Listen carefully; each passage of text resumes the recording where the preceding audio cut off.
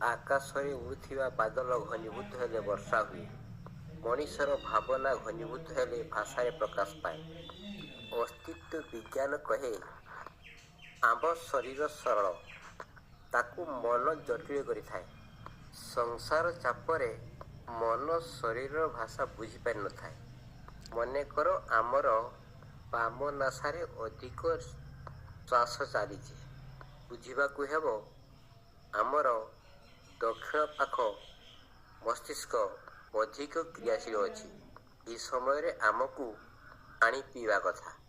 କିନ୍ତୁ ଆମେ ଯଦି ଖାଦ୍ୟ ଖାଇ ବସୁ, ତାହା ଠିକ୍ ଭାବରେ ହଜମ ହୁଏ ନାହିଁ। ଆମ ନାସାରେ ଶ୍ୱାସ ଚାଲିଥିବା ସମୟରେ ପାଣି ପିଇବା କଥା। ଆମେ ଯଦି ଓଲଟା କରୁ, ଶରୀର ଭାଷା ବୁଝିପାରିନଥାଉ, ତେଣୁ ରୋଗ ଭୋଗିବାକୁ ବାଧ୍ୟ ହୋଇଥାଉ। ଆମେ ଘଣ୍ଟା ଦେଖି ଖାଉ, କିନ୍ତୁ ଭୋକ ଦେଖି ନୁହେଁ। ଲୋଭରେ ଖାଇବା ଏବଂ ଭୋକରେ ଖାଇବା ଅଲଗା ହୋଇଥାଏ।